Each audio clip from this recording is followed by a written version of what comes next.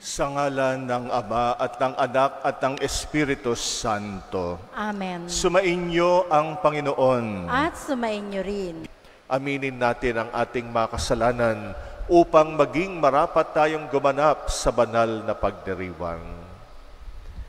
Sapagkat lubha kang mahabagin, Panginoon, kaawaan mo kami. Panginoon, kaawaan mo kami. Sapagkat lubha kang mapagpatawad, Kristo, kaawaan mo kami. Kristo, kaawaan mo kami. Sapagkat lubha kang mapagmahal, Panginoon, kaawaan mo kami. Panginoon, kaawaan mo kami. Kaawaan tayo ng makapangyarihang Diyos, patawarin tayo sa ating mga kasalanan, at patnubayan tayo sa buhay na walang hanggan. Amen. Manalangin tayo. Ama naming makapangyarihan, ginawa mong maging uliran sa pagmamalasakit sa kapwa ang pare na si San Juan Maria Vianney. Pakundangan sa kanyang huwarang pamumuhay at pagdalangin. Mapagmalasakitan nawa namin ang kapwa-tao alang-alang sa pag-ibig ni Kristo para sila'y aming maakit sa iyo at kaisa nila ay aming marating ang kaluwalhatian mo. Sa pamagitan ng Jesucristo kasama ng Espiritu Santo, magpasawalang hanggan. Amen.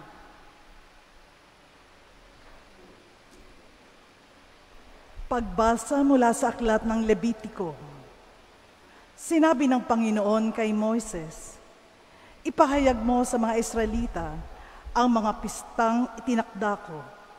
Ipagdiriwang nila ang mga banal na pagtitipong ito at magkakaroon sila ng banal na pagpupulong. Ito ang mga pistang itinakda ko. Ang pista ng Pasko na gaganapin sa gabi ng 14 na araw ng unang buwan. Kinabukasan ay pista ng tinapay na walang lebadura.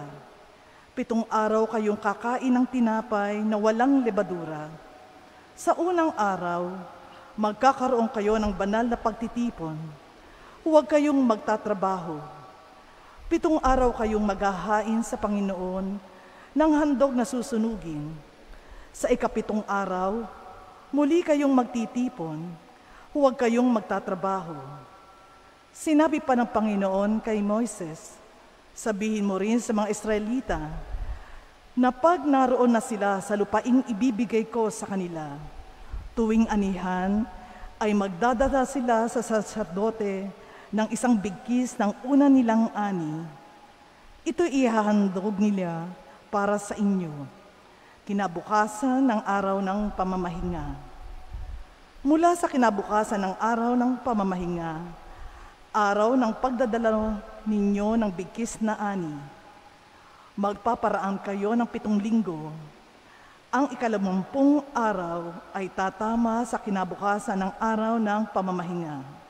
Sa araw na iyon, magdadala kayo ng handog na pagkain. Ang 10 araw na 7 buwan ay araw ng pagbabayad sala. Magkakaroon kayo ng banal na pagtitipon. Sa araw na iyon, mag-aayuno kayo at mag-aalay ng handog na pagkain. Mula sa 15 araw ng 7 buwan, magsisimula ang pista ng mga tolda. 7 araw ninyo itong ipagdiriwang. Sa unang araw, magkaroon kayo ng banal na pagtitipon at huwag kayong magtatrabaho. 7 araw kayong maghahandog sa Panginoon ng handog na pagkain. Sa 8 araw, magtitipon kayo ng sumamba at mag-aalay kayo ng handog na pagkain. Araw iyon ng pagsamba, kaya huwag kayong magtatrabaho. Iyan ang mga pistang itinakda ng Panginoon, mga araw ng inyong banal na pagtitipon. Sa mga araw na iyon, magdadala kayo ng handog na susunugin, handog na pagkain, at handog na inumin, ayon sa takda ng bawat araw." Ang salita ng Diyos. Salamat sa Diyos. Masigla nating awitan ang Diyos nating kaligtasan. Masigla nating awitan ang Diyos nating kaligtasan. Umawit sa saliw nitong pandereta, kasabay ng tugtog ng lira at alpa. Hipa ng tambuli tuwing nagdiriwang, Kung buwan ay bagot nasa kabilugan. Masigla nating awitan ang Diyos nating kaligtasan. Sa bansang Israel, ito yaong utos, batas na ginawa nitong Diyos ni Jacob. Sa mga hinirang, ang utos di ito, nang sila'y ilabas sa bansang Ehipto. Masigla nating awitan ang Diyos nating kaligtasan. Ang Diyos ay huwag mong paglingkuran. Diyos ng ibang bansa'y di dapat luhuran. Ako'y Panginoon, ako ang Diyos mo. Ako ang tumubo sa iyo sa Ehipto. Masigla nating awitan ang Diyos nating kaligtasan.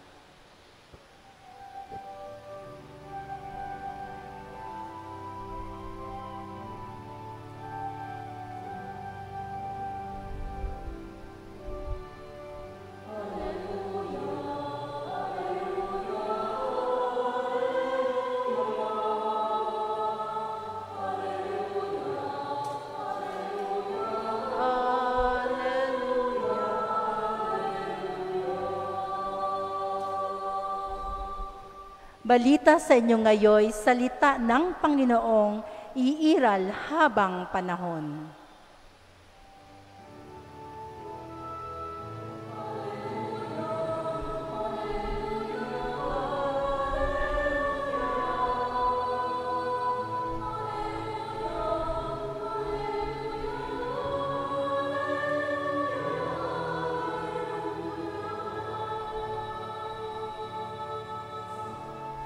Sumainyo ang Panginoon. At sumainyo rin. Ang mabuting balita ng Panginoon ayon kay San Mateo. Papuri sa iyo, Panginoon.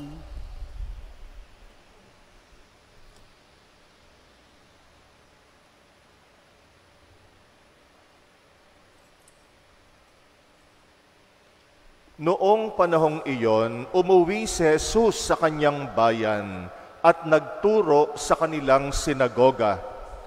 Nagtaka ang mga nakarinig sa kanya. Sabi nila, saan kumuha ng karunungan ang taong ito? Paano siya nakagagawa ng kababalaghan? Hindi ba ito ang anak ng karpintero? Hindi ba si Maria ang kanyang ina? At sina Santiago, Jose, Simon, at Judas ang kanyang mga kapatid na lalaki? At dito nakatira ang kanyang mga kapatid na babae, hindi ba? Saan niya natutunan ang lahat ng ito? At ayaw nilang kilalanin siya. Kaya't sinabi ni Jesus sa kanila, ang propeta ay iginagalang kahit saan, liban sa kanyang sariling bayan at sa kanyang sariling sambahayan. At dahil sa di nila pagsampalataya, hindi siya gumawa roon ng maraming kababalaghan. Ang mabuting balita ng ating Panginoon. Pinupuri ka namin, Panginoong Hesukristo. Walang lugar ang mayayabang sa kaharian ng Diyos. Walang lugar sa kaharian ng Diyos yung mga mapagmataas, nagmamarunong at nagmamagaling. Madalas ang Panginoon ang pinipili niya yung mga hamak, yung mga maliliit, para ipahiya yung mga nagmamataas. Kaya nga madalas niyang sabihin, tumulad tayo sa mga bata na larawan ng pagpapakumbaba at minsang nanalangin ang Panginoon sa Ama. Pinasasalamatan niya ang Ama na ipinahayag niya ang misteryo ng kaharian ng Diyos sa mga maliliit, hindi sa mga mayayabang, hindi sa mga nagmamataas. Sa Ebanghelyo natin ngayon, minaliit nila ang Panginoon. Kasi nga nang magkatawang tao si Jesus, siya'y napabilang sa mga tao na mga maliliit, mga hamak, mga hindi importante sa lipunan. Kaya nga ang sabi ng mga kababayan niya, saan ang galing ang karunungan niya? Hindi ba yan yung anak ng karpentero? Di ba si Maria lang ang kanyang nanay? Yung mga kamag-anak niya, kapitbahay natin dito, saan ang galing yung kanyang karunungan? At ayaw nilang kilalanin si Jesus. Hindi sila sumampalataya sa Kanya. Kaya naman, ang Panginoon hindi rin naman nakagawa ng makababalaghan sa sarili niyang bayan dahil masyadong mapagmataas yung kanyang mga kababayan. Iniisip nila, bakit ako makikinig dyan? Baka mas magaling pa ako dyan. Baka mas marunong pa ako dyan. Minsan ganyan din tayo pag medyo mataas ang tingin natin sa sarili. Yung nagbubuhat tayo ng sarili nating bangko. Pag merong isa na nakikita natin, may karunungan, lalo na karunungan galing sa Diyos, naku, sino ba yan? Mas magaling pa ako dyan. Mas saulado ko yung Bible. Mas masipag ako dyan. Mas may pinag-aralan naman ako dyan. Pagka mapagmataas yung kalooban natin, sigurado, maliligaw tayo ng landas. Akala natin, nasa kaharian tayo ng Diyos, pero wala. Kahit nandito pa tayo naglilingkod sa simbahan, pero kung mapagmataas tayo, nasa simbahan nga tayo, pero wala sa puso natin yung kaharian ng Diyos. Dahil ang pinakamahalagang katangian ng napapabilang sa kaharian ng Diyos, yung pagpapakumbaba. Katumbas kasing kahulugan ng pagpapakumbaba yung kabanalan. Kaya banal ka kung mapagpakumbaba ka. Banal ka kapag ka mapagpakumbaba ka sa harap ng Diyos. Kahit anong galing mo, kahit anong dunong mo, ay wala kang magagawa kung wala ang Panginoon. Kaya wag kang magmataas. At lalong wag mong mamaliitin yung ibang tao. Sasabihin mo, mas magaling ka. Malalaman mo na hindi ka tunay na banal kapag ka nararamdaman mo na mas banal ka kaysa sa katabi mo, kaysa sa ibang tao. Kaya nga ako, ang feeling mo, naku, mas banal naman ako dito sa katabi ko, ikaw ang hindi banal. Dahil ang kabanalan ay kapakumbabaan. Kasi marami rin sa amin mayayabang mga pare. No, lalo na pagka sobrang dunong namin, kaming mga pare mapagmataas minsan. Kaya nga paalala sa amin, tumigil-tigil ka sa pagmamataas mo. Tularan mo ang patron ng mga pare, si San Juan Maria Vianney. Hindi siya ang pinakamatalino, hindi siya ang pinakamagaling, pero meron siyang kababaang loob. Meron siyang tunay na kabanalan. Dahil naglilingkod siya ng buong kababaang loob. Hindi ka magiging mabuting pastol, malibang mababa ang kalooban mo. Yung mahabag, yung matutong magpatawad, ay ang kailangan diyang kababaang loob. Kaya nga hindi tayo makapaglingkod ng tunay hanggat wala tayong kababaang loob. Kaya si San Juan Maria Vianney, patron hindi lang ng mga pare, kundi nating lahat na mga naglilingkod, lalo na sa simbahan, maging mababang loob tayo. Tularan natin si San Juan Maria Vianney, tularan natin mismong si Jesus, na hinubad ang kanyang pagka-Diyos at nakilala bilang lingkod. Kaya nga, anak ng karpentero, ganyan ang bansag kay Jesus.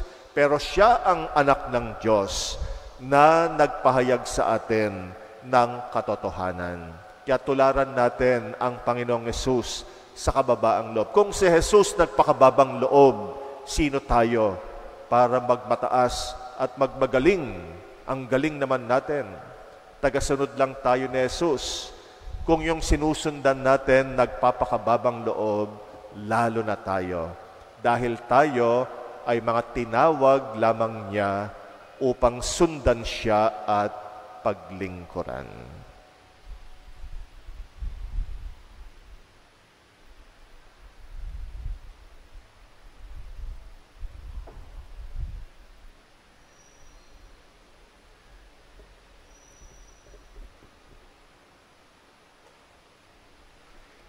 Bihira nating naaalala ang mga paring tumutulong sa atin sa bawat araw sa ating mga pangailangang espiritual. Sa kapistahang ito ni San Juan Maria Vianney, alalahanin natin sila sa ating mga panalangin. Ating itutugon, Banal na Pastol, basbasan mo ang iyong kawan.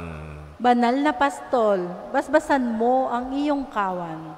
Ang ating mga pari, naway patnubayan ng banal na Espiritu sa pag-akay nila sa atin sa daan ng kabanalan. Magkaroon nawa sila ng tunay na sigasig sa pagliligtas ng mga kaluluwa. Manalangin tayo sa Panginoon. Banal na Pastol, basbasan mo ang iyong kawan. Ang mga kura paroko, naway bukas loob na maglingkod sa simbahan at maging saksi sa mabuting balita na kanilang ipinahahayag. Manalangin tayo sa Panginoon. Banal na Pastol, basbasan mo ang iyong kawan. Ang mga laikong mananampalataya naway makipagtulungan sa iba't ibang programa at pagkilos sa parokya. Manalangin tayo sa Panginoon. Banal na Pastol, basbasan mo ang iyong kawan. Sa kanilang kabutihang loob, ang mga Kristiyanong magulang naway maalagaan ang bukasyon sa pagpapari sa kanilang pamilya. Manalangin tayo sa Panginoon. Banal na Pastol, basbasan mo ang iyong kawan. Ang mga namayapa nating pari at obispo naway gawing karapat-dapat na makisalo sa hapag ng guro. Manalangin tayo sa Panginoon. Banal na Pastol, basbasan mo ang iyong kawan. Tahimik nating idalangin ang mga personal nating kahilingan. Alalahanin natin ang mga kapatid nating humihiling ng ating dasal. Itaas natin sa Panginoon ang intensyon ng mga kapatid nating nagpapamisa sa ating pagdiriwang ngayon, lalo na ang intensyon para sa mga may sakit at mga sumakabilang buhay nating mahal sa buhay. Tahimik natin itong ipanalangin.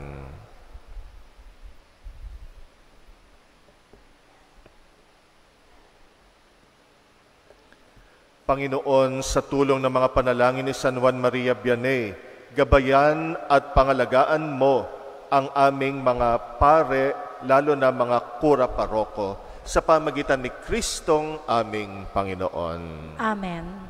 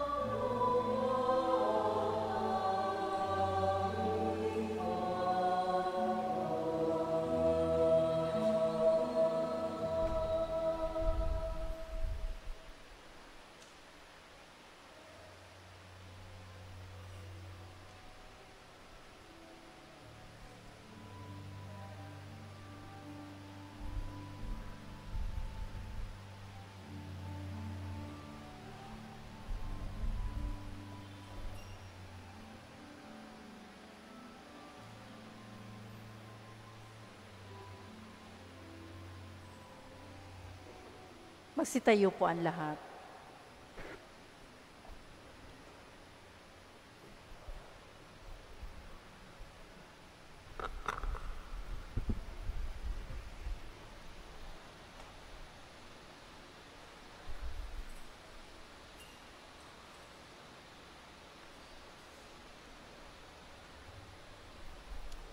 Manalangin kay mga kapatid upang ang paghahain natin kalugdan ng Diyos Amang makapangyarihan. Tanggapin nawa ng Panginoon itong paghahain sa iyong mga kamay, sa kapurihan niya at karangalan, sa ating kapakinabangan at sa buong sambayanan niyang banal. Ama naming lumikha, dumudulog kami sa iyong kadakilaan upang ang kapangyarihan mong pinapahayag sa paghahain ng mga alay para gunitain ang mga banal ay magdulot sa amin ang paikinabang sa kaloob mong kaligtasan sa pamagitan ng Jesucristo kasama ng Espiritu Santo magpasawalang hanggan. Amen. Sumainyo ang Panginoon. At sumainyo rin. Itaas sa Diyos ang inyong puso at diwa. Tinaasan namin sa Panginoon. Pasalamatan natin ang Panginoong ating Diyos. Marapat na siya ay pasalamatan. Ama naming makapangyarihan, tunay ngang marapat na ikay aming pasalamatan sa pamagitan ng Jesucristo ang aming Panginoon. Ngayong si San Juan Maria Vianney ay pinaparangalan sa pamumuhay niyang totoong uliran at pagiging maasahan sa panunungkulan, kaya't si Jesucristo ang maasahan sa katapatan ay inihahayag sa pangasiwa sa sambayanan.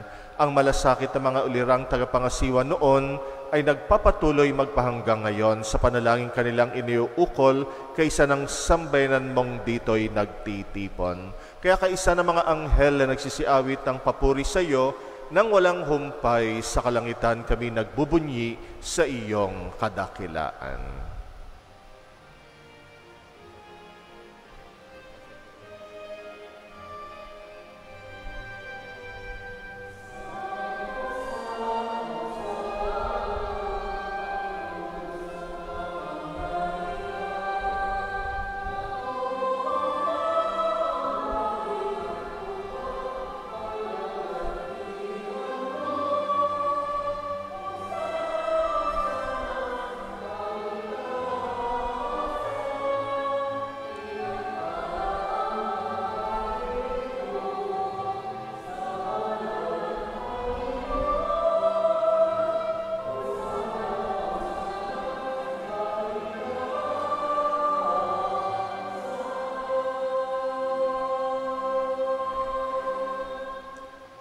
Ama naming banal, ikaw ang bukal ng tanang kabanalan, kaya't sa pamagitan ng iyong Espiritu, gawin mong banal ang mga kaloob na ito pang para sa amin ay maging katawan at dugo ng aming Panginoong Jesucristo. Bago niya pinagtisang kusang loob na maging handog, hinawakan niya ang tinapay, pinasalamatan kanya, pinagati-hati niya yon, iniabot sa kanyang mga alagad at sinabi, tanggapin ninyong lahat ito at kanin, itong aking katawan na yahandog para sa inyo.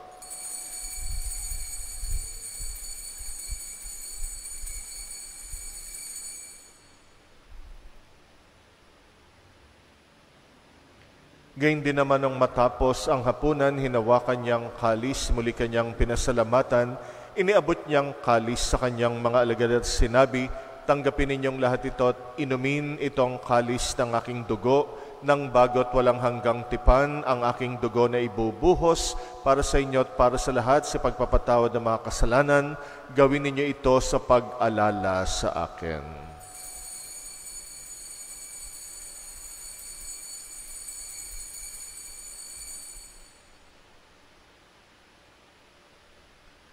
Ang misteryo ng pananampalataya.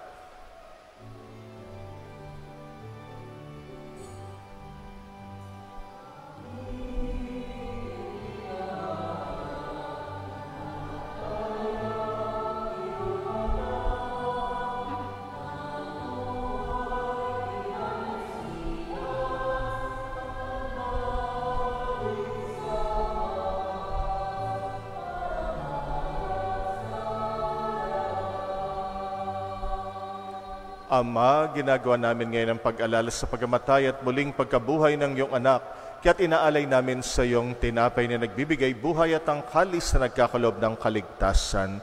Kami nagpapasalamat dahil kami yung minarapat na tumayo sa harap mo para maglingkod sa iyo.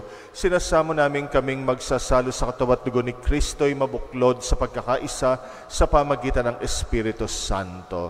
Amalingapin mong yung simbahang laganap sa buong daigdig, puspusin mo kami sa pag-ibig, kaysa ni Francisco na aming Papa at ni Jose na aming Obispo at ng Tanang Kaparian. Alalahanin mo rin ang mga kapatid naming nahimlay na may pag-asang sila'y muling mabubuhay, gayon din ang lahat ng mga pumanaw, kawaan mo sila at patuloyin sa iyong kaliwanagan. Kawaan mo at pagindapatin kaming lahat makasalo sa iyong buhay na walang wakas, kaysa ng mahal na Birheng Maria, na ina ng Diyos, ng kabiyak ng puso niyang si San Jose, kaysa ng mga apostol ni San Juan Maria Vianney, at ang lahat ng mga banal na namuhay dito sa daigdig ng kalugod-lugod sa iyo, may pagdiwang nawa namin ang pagpupuri sa ikrarangal mo sa pamagitan ng iyong anak na aming Panginoong Hesukristo.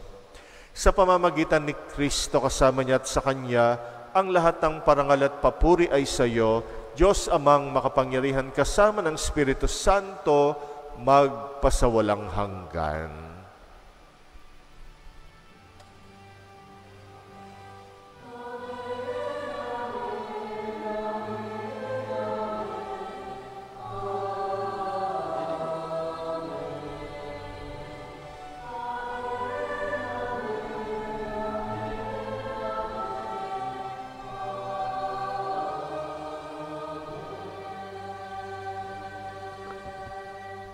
Manalangin tayo sa ating Ama sa Langit, alinsunod sa turo sa atin ng Panginoong Hesus.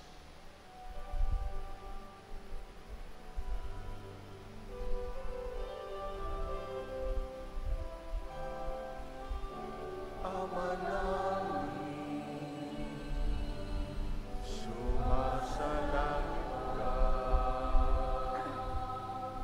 sambahin na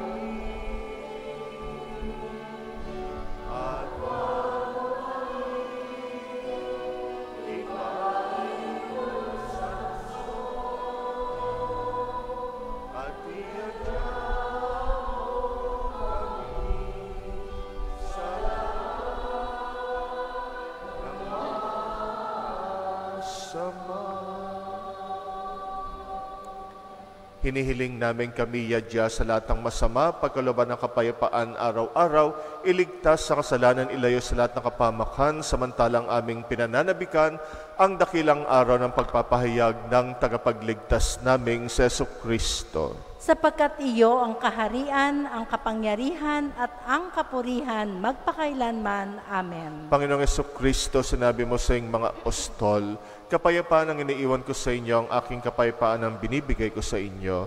Tunghayan mo ang aming pananampalataya, wag ang aming pagkakasala. Pagkalooban mo kami ng kapayapaan at pagkakaisa ayon sa iyong kalooban, kasama ng Espiritu Santo, magpasawalang hanggan. Amen. Ang kapayapaan ng Panginoon ay laging sumainyo. At sumainyo rin. Magbigayan kayo ng kapayapaan sa isa't isa. Peace be with you.